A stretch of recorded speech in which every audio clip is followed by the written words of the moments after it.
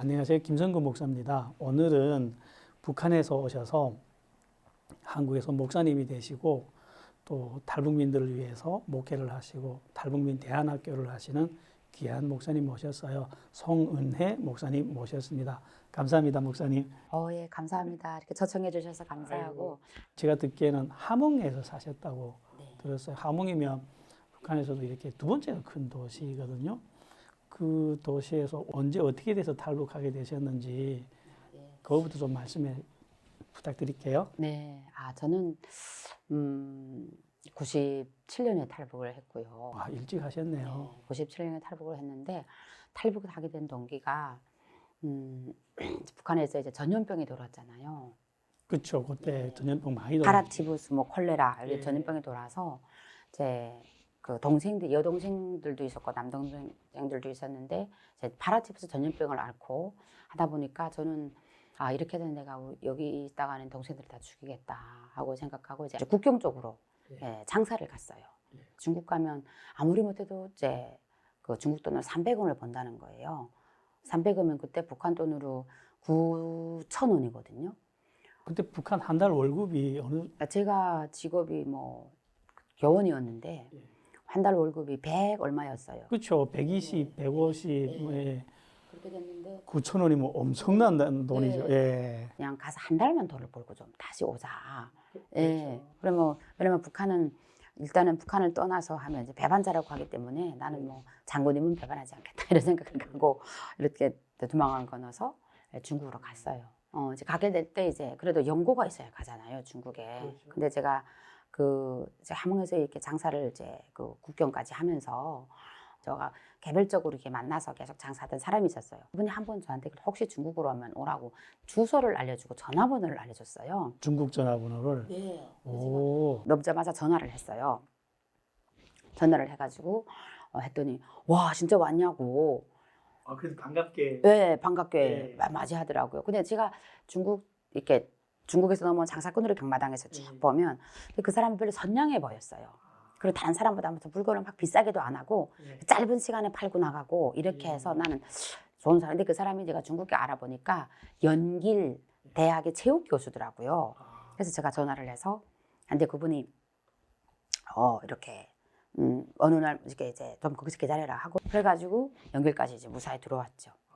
그렇게 탈북하게 됐네요. 이렇게 이제 연길 그분의 집에 갔는데 아줌마 직업이 뭐냐고 그래서 내가 이렇게 이제 얘기를 했어요. 내가 이제 이렇게 그 전문대학 이렇게 이제 실습지도 교원이었거든요. 그러니까 그분이 자기도 딱 본 게 그냥 맡길란 아줌마는 아니었다. 그렇죠. 자기도 그렇게 생각을 했대요. 그래서 얼마나 힘들면 이렇게 이런 장사를 하겠냐 이렇게 생각을 하고 도와주고 싶었다. 그러더라고요. 그래서 북한 실정을 그분이 아니까. 그래서 이제 북한에서 이제 교원들의 생활을 다 이렇게 얘기하니까 교원들이 굶어 죽고 이런 걸 다 얘기했어요. 그리고 마냥 우시더라고요. 그러면서 난 한 달만 돈 벌고 가겠다. 그렇게 얘기했더니 그분이 이제 그 자기 와이프하고 막 이렇게 얘기를 하더라고요. 그러더니 연길에서는 일하기 어렵다. 왜냐면 너무 이제 감시가 심하다. 그래서 여기저기 전화를 하더라고요. 뭐 흑룡강에도 전화하고 막 이렇게 전화하더니 난 이제 너무 먼 쪽은 안 가겠다. 일단 난 집에 가야 되니까. 그래서 조만간 연선이면 좋겠다. 그랬어요. 그러니까 뭐 그 훈춘에 자기 그 친척이 오라고 한대요. 그래서 이제 내가 혹시 팔려가는 건 아니냐. 그러니까 아니라고. 아니 저기 친척인데 거기 가서 한 달만 일하면 500원 준다더라. 그래서 난 300원을 사서 계획하고 왔는데 500원이니까 깜짝 놀랐어요. 근데 북한 돈으로 15,000원이니까 쌀 한 달을 일해서 500kg 쌀을 살 수 있더라고요. 그렇죠. 야, 그래서 잘 살겠구나. 그렇게 생각하고 있었어요. 근데 이제 그때 한 연변대사 교수도 한 3일 있었거든요. 계속 논쟁을 했어요. 북한이 못 사는 거. 나는 장군님이 옳다. 이 사람은 그랬죠. 너네 김정일이 김일성이 세상 나쁜 놈들이다 이렇게 하고 나 그래서 막 싸웠어요. 연변대사 교수하고.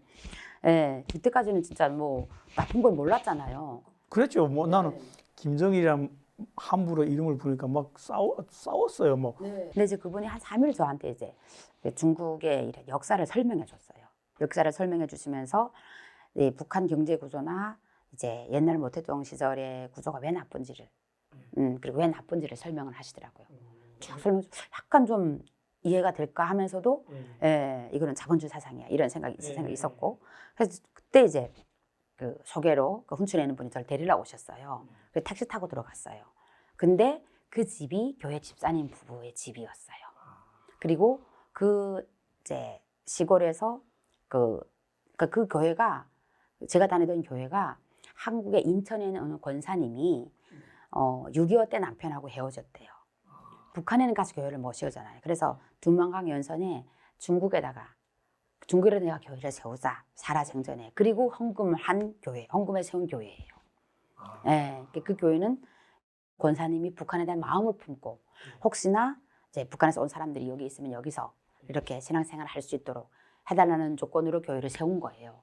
그리고 이제 있으면서 이제 그 신앙생활을 하기 시작했어요. 근데 처음부터 신앙생활을 잘한 건 아니고 이분들이 이제 저보고 이제 주일날에 교회를 가자고 같이 가겠냐 물어봤어요. 근데 저는 교회가 뭔지는 몰랐잖아요. 뭐 합니까? 그래서 예배 드리고 이렇게 하는데 혹시 목사란 말 못 들어봤냐? 그래서 선교사란 말은 들어봤다고. 북한은 목사란 말은 잘 안 하잖아요.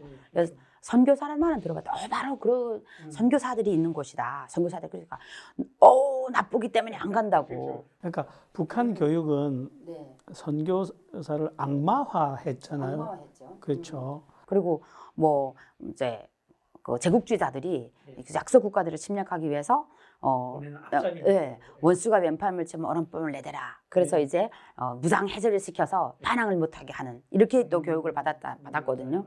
네. 그리고 이렇게 이렇게 사람들을 모아놓고 무슨 피를 빼고 살을 떼서 인체 실험을 한다. 네. 그런 것도 교육받았고. 그래서 난 선교사란 말 들으니까 소름이 끼치는 거예요. 그렇게 하고 있는데 좀 생각이 바뀌더라고요. 내가 일만 하는 게 아니라 이게 북한은 TV도 있고 또 제가 공부를 하던 사람이라 책도 보고 방송도 듣고 막 이렇게 하는데 볼 수 있으니까 거기서는 나한테 이제 그 한국 방송을 들려줬어요. 근데 나 처음에 안 봤어요. 이거 보면 내가 반역자가 되겠다 이렇게 반대가 되겠다. 근데 그래 듣고 싶잖아요. 내 무슨 남순 방송 들은 거 누가 알겠냐 이렇게 하고 들었는데 김삿갓 방랑기라는 게 나왔어요. 1945년으로 그곳을 올라가서 아무튼 어떻게 김일성하고 김정숙이가 이렇게 북한을 많이 개선했다고 다시 이제 러시아에 있다가 왔잖아요. 그걸 묘사하는 그런 이제 연극을 이렇게 남한 방송에서 나오더라고요. 근데 김정숙이가 김일성이 막 싸우는 거예요. 나는 김정숙이 엄청 충성한다고 배웠는데 세상에 김정숙이 어떻게 김일성한테 대들어? 이런 생각을 하면서 내가 막 그 다음 날에 이제 그 주인 보고 물어봐 어떻게 이런 거짓말을 하냐고. 그러니까 아니 부부가 왜 안 싸우겠냐고. 이렇게 얘기하는데 그거 옳은 것 같았어. 말이 되지. 그래서 북한에서는 이렇게 수령화를 만들어 놓고서 이렇게 했다. 근데 약간 믿기더라고요. 그게. 그때부터 좀 북한이 우리에게 교육한 게 다는 아니겠구나. 그리고 그때 그 시골 교회 집사님이 그랬어요.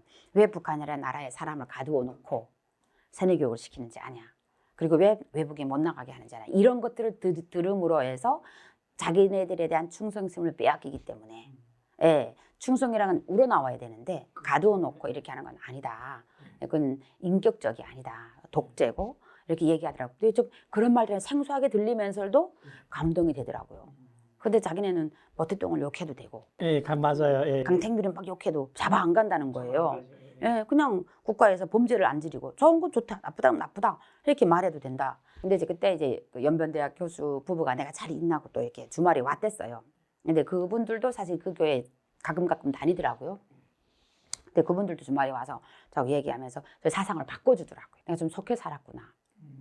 그리고 좀 분하다. 그거 깨닫는데 시간이 좀 많이 걸리는데. 저는 그게 한 넉 달 정도 걸렸어요. 그러니까 책도 보며 방송도 들으면서 또 질문도 하고 하는 경우에 근데 좀 깨닫고 나기 시작하니까 좀 허무한 거 있잖아요. 그렇죠. 와, 내가 거의 30년 동안 그 땅에서 살았는데 어릴 때부터 이렇게 세뇌서 거짓말하는데 잡혀서 내가 거짓말하는데 잡혔다는 거.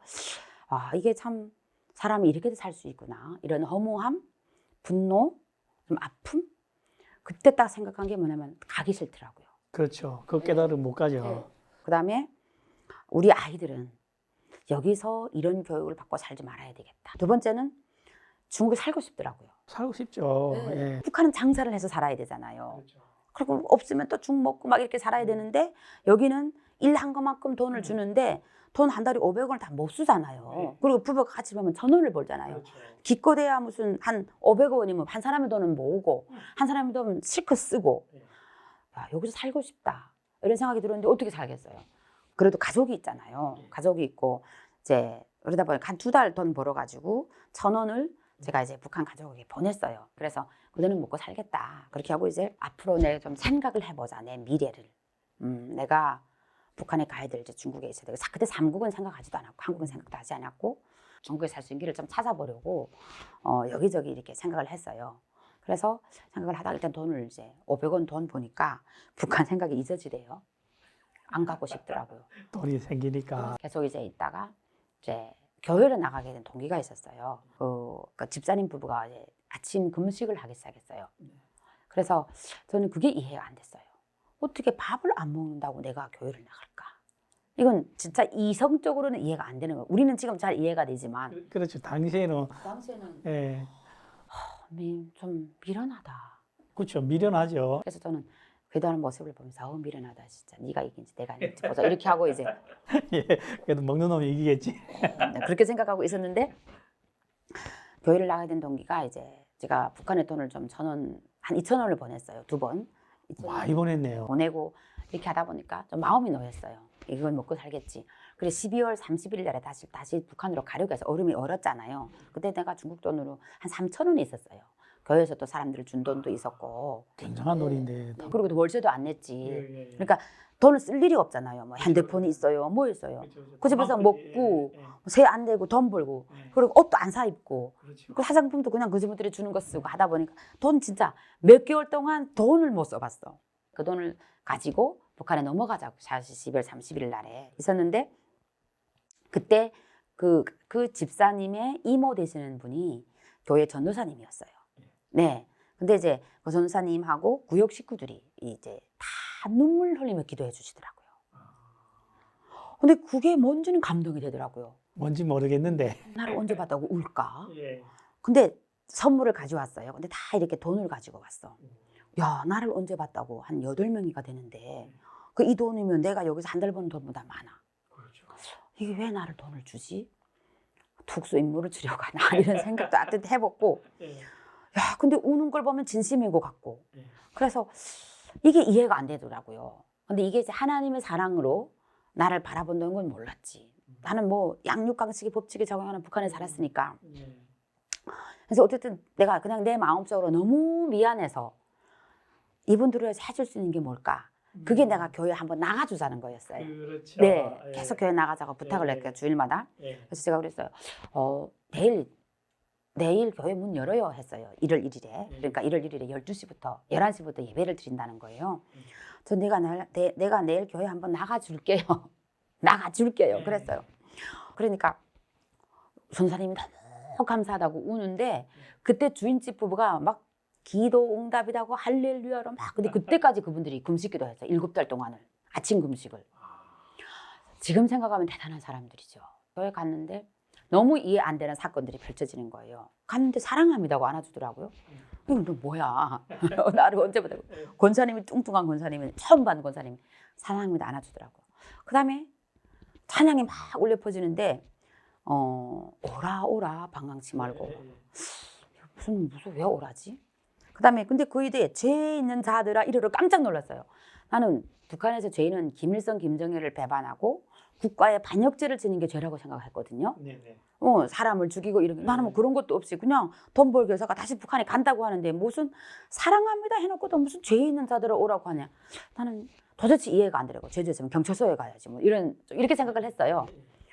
그리고 소름이 끼치더라고요. 신고하겠나 이런 생각도 하고 앉았어요. 전 사람이 연설하는데 무슨 말도 안 되는 뭐 하나님이 모세에게 지팡이를 줬으니 피가 되었고 뱀이 되었고 무슨 막 하는데 야 이거 동화 이야기를 하나? 근데 한마디 꺼내면 아멘 아멘 하는데 아멘 하는 사람들 보면서 미쳤다. 제일 충격받은 게 뭐냐면 죄인이라는 거예요. 그럼 내가 왜 죄인이야? 왜 죄인이야? 네. 네. 그다음에 두 번째는 이렇게 이 기적의 사건 그것도 그냥 동화 이야기가 했는데 2000년 전에 예수 그리스도가 나를 위해서 내 죄를 십자가에 죽었대. 200년 전도 20년 전도 2시간 전도 아니고. 예. 아니 전혀 어떻게 나를 알아. 세 번째 더 충격받은 거는 이것 때문에 많은 사람들이 죽었대. 이걸 전하다가. 근데 야, 이 세상에 막 김일성을 위해 죽는 건 이해하겠어. 조국을 그렇죠. 위해서. 이거는 보이지 않는 어떤 죽은 사람을 위해서 죽었다가 살아났는데 그걸 전하기 위해서 또 죽었대. 야, 진짜 이건 진짜 충격이었어요. 말도 안 된다. 제가 그때 느낀 게 나 진짜 여기 와서 몇 달 동안 있으면서 북한에 사기당했다고 엄청 내가 진짜 눈물 흘렸는데 또 다른 사기꾼에게 걸렸다고. 그렇죠. 오, 이게 그럼 세상은 진짜가 뭐야? 진짜는 없네. 오, 이런 생각이 막 드는 거예요. 어디가 진짜야? 이게 네, 그게 저한테는 너무 이해가 안 되고 헷갈리죠. 헷갈리더라고요. 그래가지고 아무튼 그때 전사님이 저한테 이제 성경책 이제 100원짜리 아주 큰 거 이제 선물로 주셨어요. 저는 이제 그 성경책이라는 책을 처음 봤거든요. 근데 저는 그 집에서 나 성경책 보게니까 자꾸 그런 거 내가 안 보겠다고 난 다른 책을 엄청 많이 봤어요. 그래서 성경책 보지도 않았어. 근데 그러니까 성경책이 부정한 거라 생각했거든요. 그 내 옆에 놓지도 않았어요. 처음에 무섭죠. 선생님 성경책 주니까 좀 마음이 그때는 좀 내려갔으니까 그래서 쭉 펼쳤는데 너무 두껍더라고요. 그래서 이걸 읽으면 무슨 유익이 있냐. 난 책을 읽는 게 나의 생활에 도움이 되기 위해서 읽는다. 그러니까 읽어봐라. 그러면 감동되는 구절이 있을 거다. 그 감동되는 구절을 가지고 그냥 한번 이렇게 외워보는 식으로 매일매일 해봐라. 그러면 그 감동되는 구절이 내 삶에서 그대로 이루어진다. 살아서 역사는 무슨 글이 살아 역사 아니냐고. 글자는 글자지 막 이러면서 거기서 이제 얘기하다가 일단 뭐 집에 와서 봤어요. 봤는데 진짜 말이 안 되는 거예요. 태초에 하나님 천지를 창조했어요. 무슨 이런 사기꾼들이 있어. 근데 내가 첫날에 교회가 느끼는 감정은 뭐냐면 이들이 믿는 어떤 무슨 이데올로기 같은 이거는 내가 믿어지지는 않지만 사람들은 좋다. 사람들은 좋다. 왜냐하면 이렇게 이 집사님들도 좋고 정말 이렇게 북한에 느껴보지 못한 따뜻한 사랑을 느꼈어요. 그리고 다시 가고 싶다 하는 걸 느꼈어요. 다음 주에 또 가자. 북한에서는 교회가 나쁘다는데 뭐가 나쁘지? 이 사람들은 좋다고 하는데 뭐가 좋지? 내가 한번 좀 알아보자. 지식적으로 좀 알아보고 결론을 내리고 가자.